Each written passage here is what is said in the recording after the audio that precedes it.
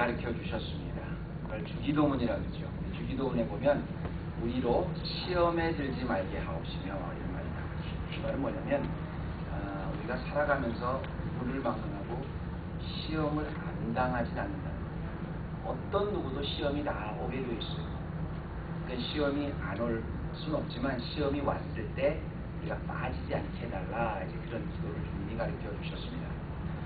중요한 것은 우리가 가만히 보면 언제 시험에 빠지게 되는가를 한번 생각해 보시기 바랍니다. 여러분, 보통 시험에 언제 빠지게 됩니까?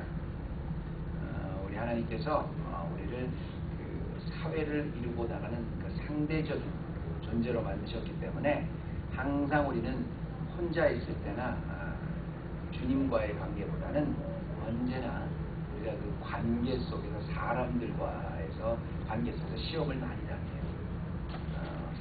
사람은 참 묘한 존재입니다. 하나님께서 아주 묘한 보상 심리를 주셨어요. 그래서 내가 시험을 당하는 게 아니라 남을 보면서 시험을 당해요. 근데 무슨 말이냐면, 우리 어렸을 때부터 여러분, 우리 그 젊으신 분들 여기 있지만, 그 시험 볼 때, 요즘에 이렇게 시험 볼 때, 또 우리가 숙제 같은 거 할 때 남들이 다 시험을 못 봤다. 그럼 왠지 좀 시험을 못 봐도 좀 위로가 되죠. 근데 학교에 갔는데 내가 숙제를 안 해놨어요. 분명히 선생님과 계약을 못한 거니까, 안 지킨 거니까 내가 좀 불안해야 되는데 다른 사람이 다 숙제를 안 해놨다. 그럼 나는 굉장히 좀 마음이 안심이 되죠. 반면에 별거 아닌데도 나 혼자만 시험을 안 했고 숙제를 안 했다. 그러면 굉장히 또 더 불안해합니다. 이렇게 사람은 상대적이고요. 이 사람은 상대방에 의해서 나를 좀 안위받으려는 참 희한한 그 보상 심리가 있어요. 마찬가지로 우리가 시험을 당할 때도 가만히 보면 그 상대방을 보고 나와 비교하다가 시험을 많이 받아요. 근데 그 중에서도 우리의 신앙의 선배들을 비롯해서 많은 분들이 어떤 시험에 많이 빠지냐면, 악인이 분명히 형벌을 받아야 되는데 악인이 잘 됩니다. 악인이 굉장히 형통을 하는 거예요. 여기 보면 악인이 얼마나 형통을 하는지, 재물이 아주 가득하고요, 항상 건강하고요, 심지어는 그야말로 죽는데도 고통이 없는 그런 걸 보면 참 시험을 받지요. 이거는 뭐 여러분 요즘뿐 아니라 구약 성경에도 이렇게 쭉 보면 이것 때문에 시험을 받은 분들이 참 많아요. 특별히 이제 하박국 선지자 같은 분들은 너무너무 악이 횡행하니까 주여 이 패약한 세대를 언제까지 목도하시겠나이까 그러면서 시험을 받는 장면이 나와요. 그때 우리가 깊이 고민을 하다가 시험에 빠지면서 결국 어느 지경에까지 가냐면, 하나님이 살아계신가? 정말 하나님이 살아계시다면 어떻게 이런 일이 있을 수가 있는가?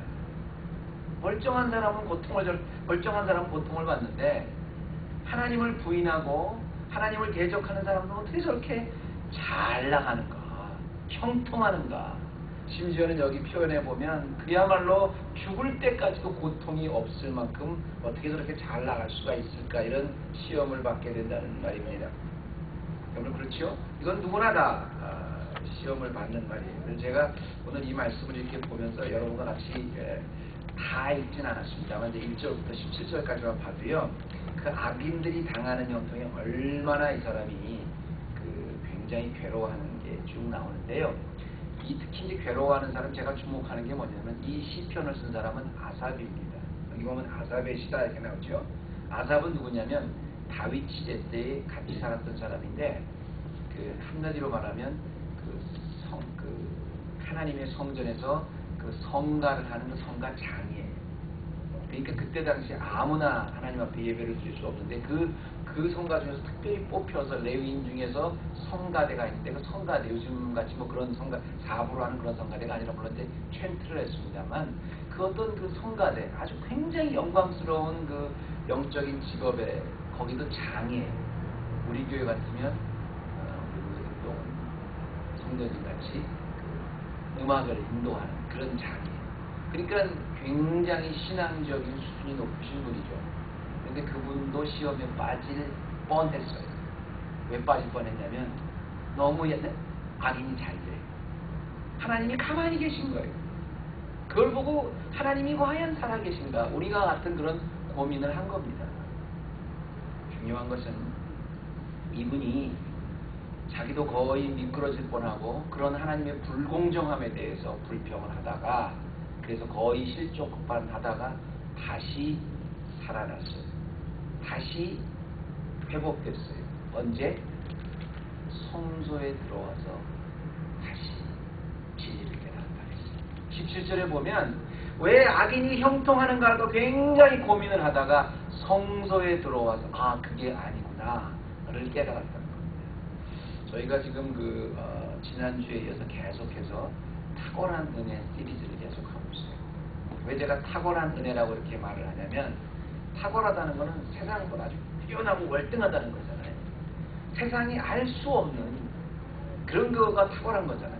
우리가 예수 믿고 성도가 됐으면 정말 세상에서는 알 수 없고 세상에서는 볼 수도 없고 세상에서는 느낄 수도 없는 아주 탁월한 진리를 깨닫습니다. 은혜를 체험합니다. 기쁨을 갖습니다. 근데 그것 중에 하나가 뭐냐면 우리가 성소가 있다는 거예요. 이 시편 저자도 완전히 미끄러질 뻔했는데 성소에 들어와서 진리를 깨달았어요. 자기가 잘못 생각하고 있던 걸 성소에 와서 세상이 가르쳐주지 않은 걸 성소에서 깨달았어요. 우리 그리스도인들이 탁월한 이유는 뭐냐면 성소가 있다는 거예요. 성소가 뭐예요? 구약시대 때 성소는 템플입니다. 장소적 개념, 하나님을 만나는 장소예요. 그렇죠? 예배라는 하나님을 만나는 거예요. 그런데 신약시대 때 예수 그리스도가 오고 나서는 너희가 곧 성소라 그랬어요. 너희의 몸이 하나님이 거하시는 성전인지 알지 못하느냐? 우리가 예수 그리스도의 보혈에 의지해서 오늘 우리가 성만 찬식을 했습니다만 예수 그리스도의 보혈에 의지해서 우리가 지성소 안으로 들어가서 마음껏 성전의 가장 귀한 곳까지 들어가서 하나님과 대화할 수 있는 특권이 있는 사람은 실족할 것 같았는데 시험받을 것 같았는데 그 중에서도 그 탁월한 은혜로 시험받지 않고 다시 돌아올 수 있었다는 겁니다. 그렇다면 이렇게 탁월한 성소, 세상 사람들이 갖지 못하고 느끼지 못하고 체험해보지 못한 이 성소에서 과연 이 아삽은 시편에서는 무엇을 깨달았는가?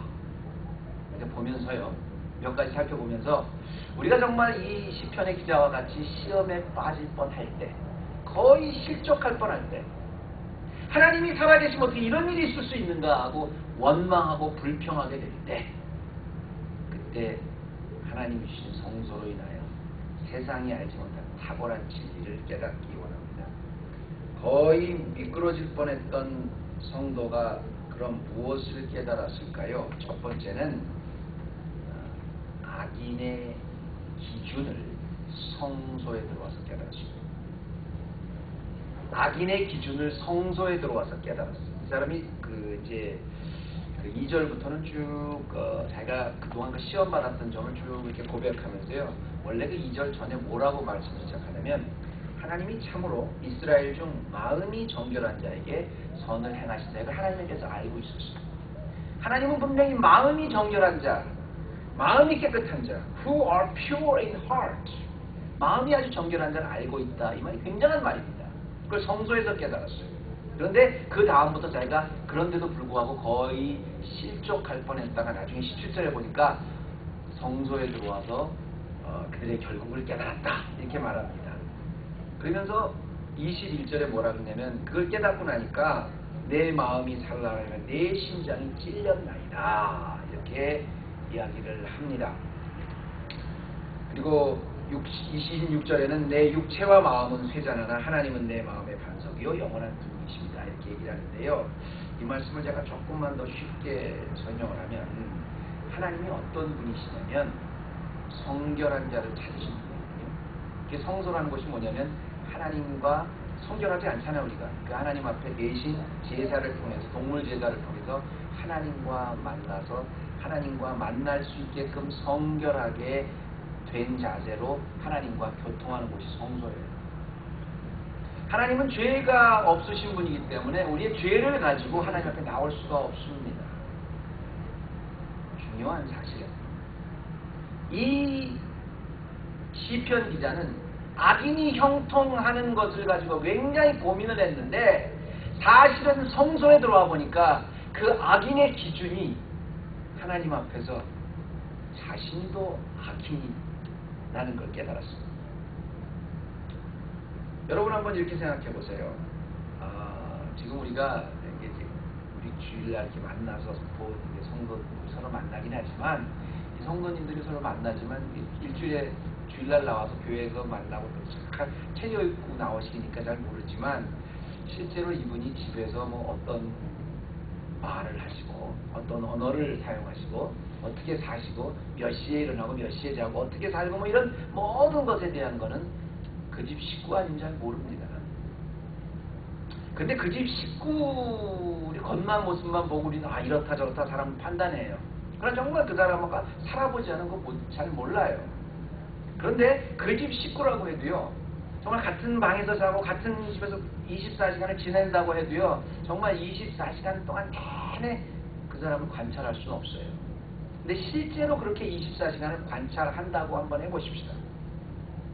그래서 우리가 어떤 그 비디오를 갖다 놓고 이 사람을 24시간 계속 관찰하면서 어떤 사람인가 본다고 하십시다. 그래서 우리가 악인이다, 선인이다 판단한다고 한번 보십시다. 그래도 불가능합니다. 왠지 아세요?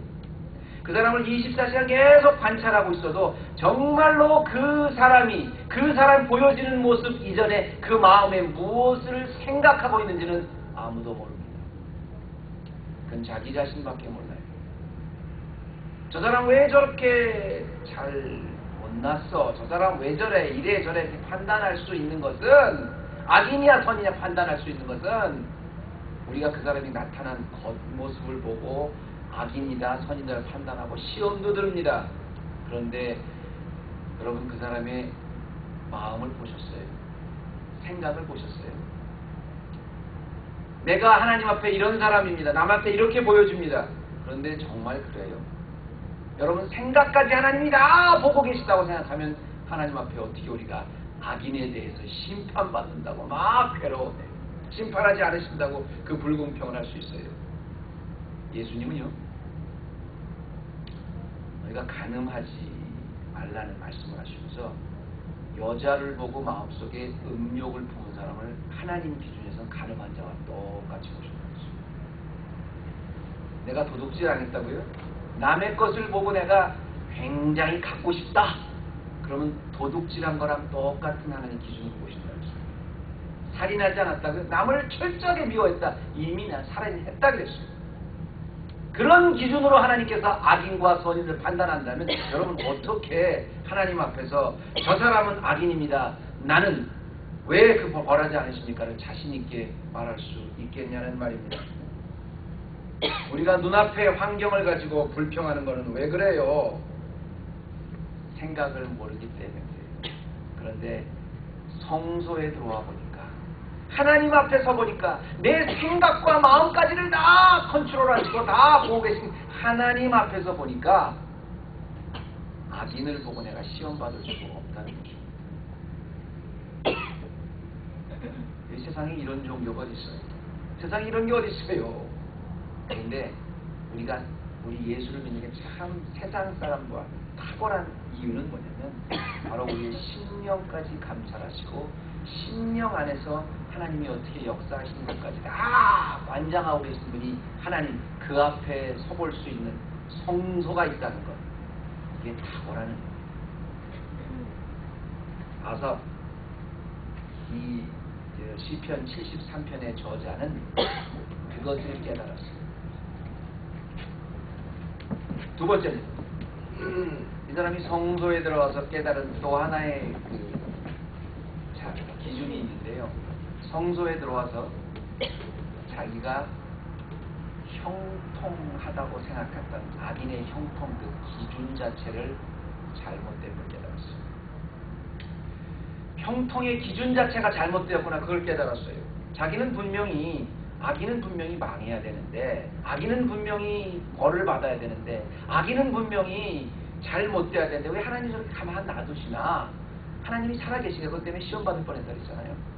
그런데 악인이 누군가에 대한 거를 성소에 와서 깨달으면 두 번째는 뭐냐면 그 악인이 누군가에 대한 것뿐 아니라 그가 정말 형통하고 있는 것인가, 멸망하고 있는 것인가, 그것 자체, 형통이 무엇이냐, 멸망이 무엇인가, 그 기준 자체도 성소에 와서 바로 깨달았다. 악인이 지금 형통하고 있다고 그랬는데 그것 때문에 시험을 받았다고 했는데요. 과연 악인이 지금 형통하고 있는 것인가? 그 형통의 기준 자체를 그가 성소에서 비로소 깨달았다고 했어요. 여기 보면 아까 이제 1절 그 하나님 악인에 대한 걸 말씀을 하고요. 2절과 이제 17절까지는 쭉 본인이 악인이 형통하는 것에 대해서 참 괴로워하는 그런 모습이 나오죠. 악인은 타인과 같이 고난도 없고 저희 입은 항상 웃고 심지어는 죽을 때도 고통이 없더라. 근데 성도에 와서 저들의 결국을 깨달았다. 그 말이 끝나자마자, 그 말이 채 끝나자마자 그 18절에 보면 주께서 참으로 저희를 미끄러운 곳에 두시며 파멸에 던지셨다 이렇게 말하는데요. 지금 미끄러운 곳에 두셨다는 이 말 줄 한번 쳐주시기 바랍니다. 왜냐하면 이 미끄러운 곳에 두셨다 이 말이요. Surely you place them on slippery ground. slippery ground. You place them slippery ground가 이 히브리어도 현재 진행형으로 되어 있습니다. 그러니까 지금 두셨다는 거예요. 지금 이 시편의 저자는 분명히 악인이 지금 굉장히 형통하고 있는데 성소에 들어보니까 이 형통하고 있는 것 같지만 나중에 하나님께서 그들을 파멸하실 것이다. 이걸 깨달았다는 게 아닙니다. 지금 이 시편 여자는 분명히 악인이 형통하고 있다고 하는데 성경 말씀은 성소에 들어가고 보니까 형통하고 있는 게 아니라는 거예요. 지금 현재 진행형으로 미끄러운 곳에 두셔서 미끄러지고 있는 중이라는 겁니다.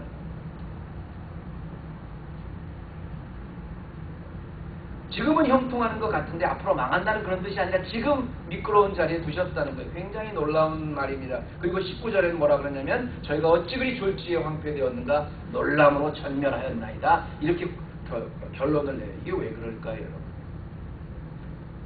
그래 악인의 기준은 내가 잘못됐다고 치더라도 지금 분명히 형통하는 건 형통하는 건데 잘 되는 건 잘 되는 건데 잘 되는 게 아니라는 거잖아요. 성소에서 이 탁월한 은혜를 깨달은 이 아삽은 성소에서 이 기준이 잘못됐다는 걸 깨달았어요. 왜냐하면 사실 제가 늘 구약 성경을 강의하면서 늘 그런 얘기를 하지만 우리가 사실 그 복이라는 게 말입니다. 결코 나쁜 게 아니에요. 기복신앙은 결코 나쁜 게 아니에요. 내가 늘 강조드리지만 기복신앙은 절대 나쁜 게 아니고 기복은 늘 우리가 하나님 앞에 복을 기원해야 돼서 하나님이 우리 아담을 창조해서 제일 먼저 주셨던 게 복입니다. 다만 하나님이 말하시는 복이 무엇인가를 우리는 잘못 알고 있어요. 복의 기준이 잘못됐어요. 복이라 그러면 우리가 잘 되는 거로 알아요. 자녀가 잘 되고 물질이 많아지고 뭐가 잘 되고 이런 잘 된 그럼 세상에 있는 사람도 그렇게 부자고 명예 있고 그런 사람들 굉장히 많잖아요. 다 복 받은 거잖아요. 하나님이 말하는 복은 그게 아니라 하나님이 그 인생에 개입하셔서 그 인생을 통치하고 계신 게 그게 복입니다. 그 사람이 잘하면 그 사람 하나님 칭찬해 주시고 잘못하면 회초를 때려주시고 그런데 정말 그게 복인데 이걸 성소에서 깨달았는데 그 복이 말입니다. 반대는 뭐냐면 잘 못되는 게 아니라 뭐예요? 하나님이 무관심하신 거예요. 그 사람이 뭐를 해도 내버려두는 거예요. 잘 돼도 내버려두는 거예요. 나하고 상관없다. 이게 진짜 저주입니다. 이 사람이 과연 형통한 것 때문에 어떻게 악인이 저렇게 형통하게 하나님 놔두신가 그런데 여러분 그 악인이 누구냐는 것과 더불어 정말 그 사람이 형통하고 있냐는 겁니다. 알고 보니까 형통하는 줄 알았는데 성소에 들어와서 보니까 믿음의 깊은 진리를 보니까 형통하는 게 아니라 하나님 미끄러운 곳에 두신 거라는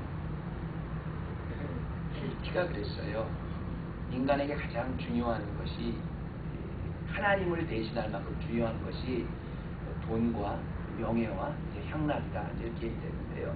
근데 이제 건강도 이제 이런 거 다 있을 수 있어야 되는 거죠. 근데 이 세 가지를 전부 다 초월할 수 있는 사람이 정말 진짜 기쁨의 의미를 안다 그런 말인데요. 참 의미 있는 말입니다.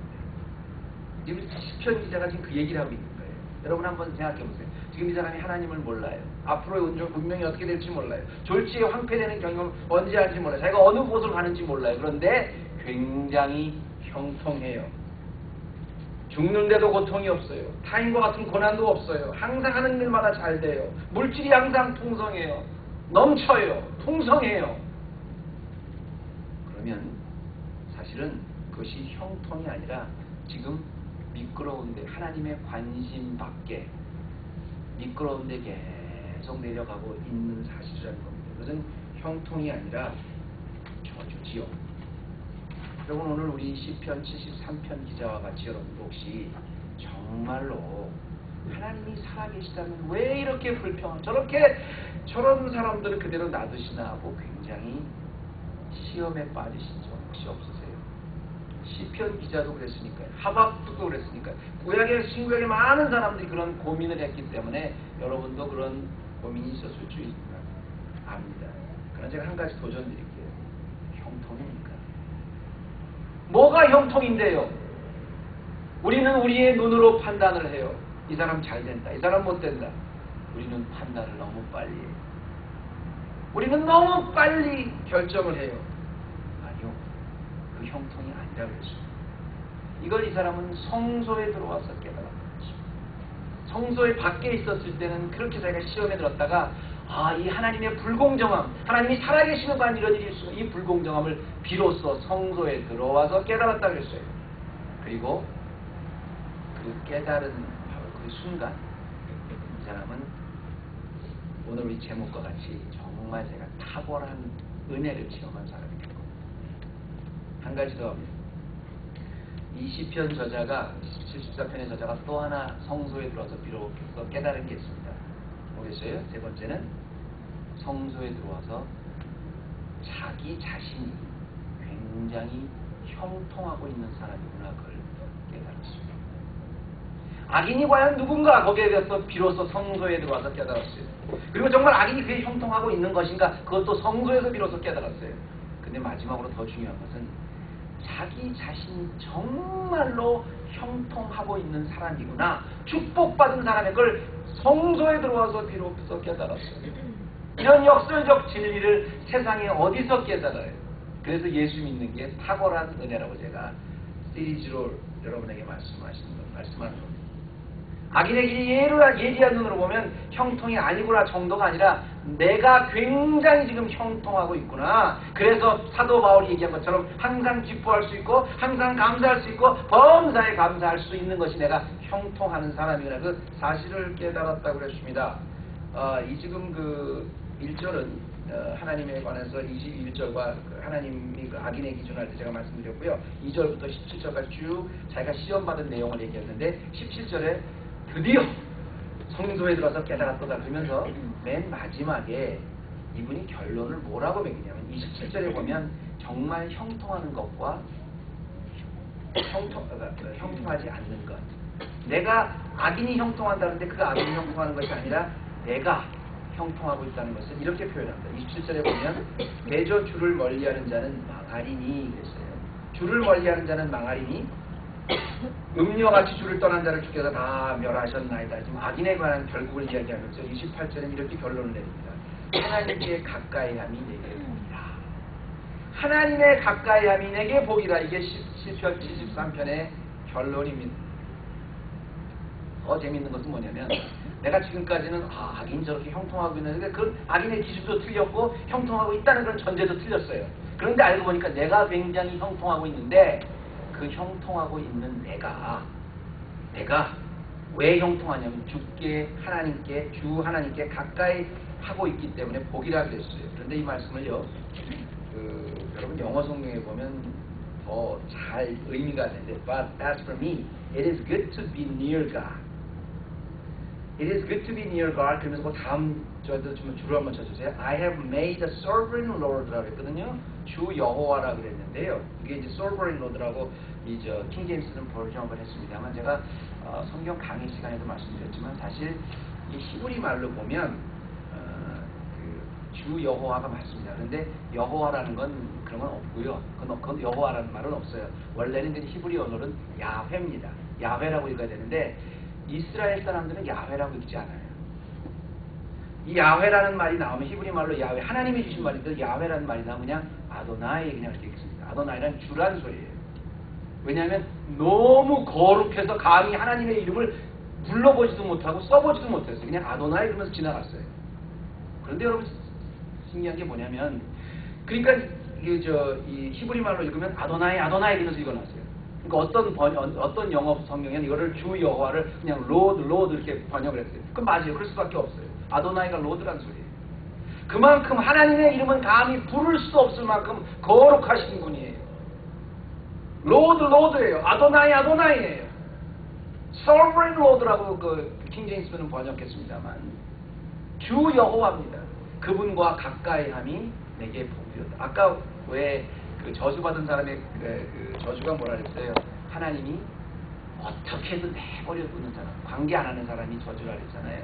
그런데 그 하나님 아도나이 감히 그 이름을 부를 수 없는 주 여호와와 가까이 있는 내가 진짜 형통하는 거였었구나. 그거를 성소에서 깨달았다.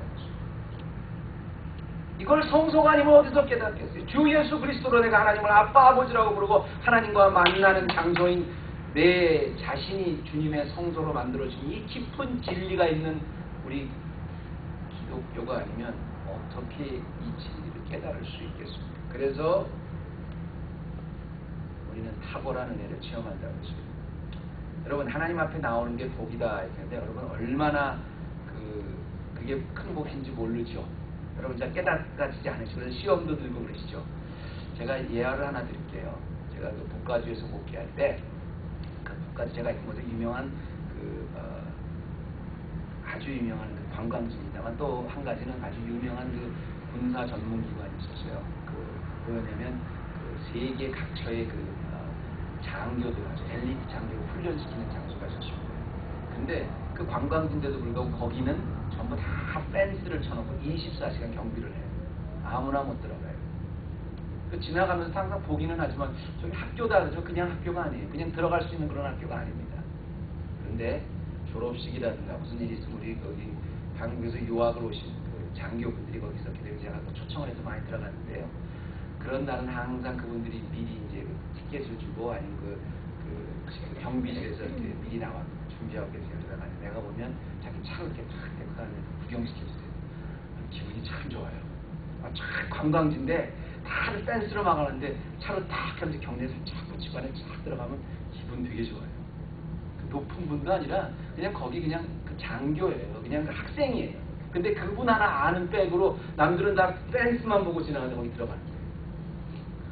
여러분 연예인들 한 사람이라도 알면요.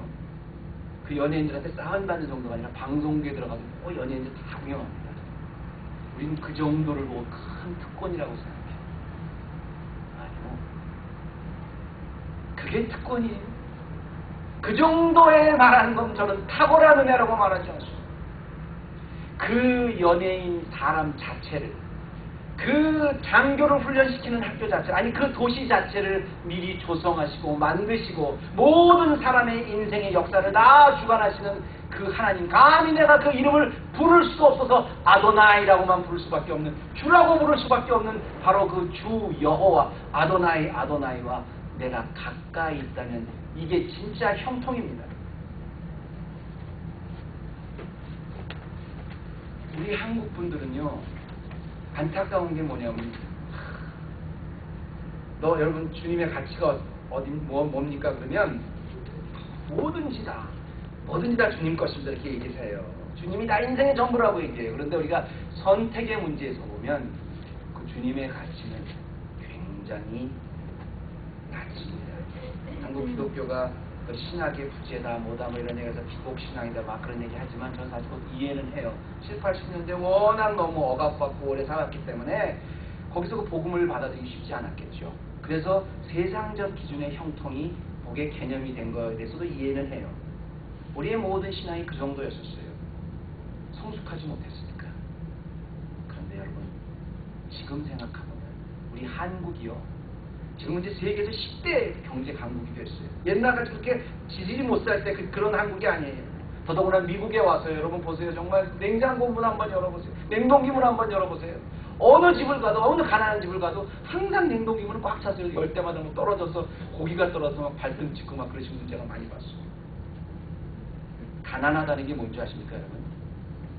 오늘 하루에 내가 한 끼를 먹고 그 다음에 먹을게요. 그 다음 날 무엇을 먹어야 됩니까? 한 끼가 아닙니다. 하루에 한 끼를 먹고 다음 날은 내가 먹을 게 무엇일까? 이걸 걱정하는 게 파버티입니다. 우리 그 정도면 잘 살지 않습니까? 그 정도면 넘치도록 충분하지 않습니까? 바라기는요, 여러분, 하나님이 우리와 함께 계시고 아도나이신 주 여호와가 우리의 인생을 개입하시는데 어쭙지 않은 우리의 경험으로 하나님이 공평하니 안 공평하니 함부로 판단하지 마십시오. 악인이 왜 그렇게 잘 되느냐, 선인이 왜 그렇게 하나님 복을 안 주냐, 그렇게 함부로 판단하지 마십시오. 오히려 그렇게 시험 들 때 성소에 들어오십시오. 주 예수 그리스도 앞에 무릎을 꿇으십시오. 그리고 그 예수 그리스도의 보혈의 거울로 하나님을 바라보세요. 얼마나 우리가 축복을 받는 탁월한 은혜를 체험한 사람들인지, 형통한 자리에 깨닫는 큰 은혜가 있을 것입니다. 기도하시겠습니다. 하나님, 오늘도 우리가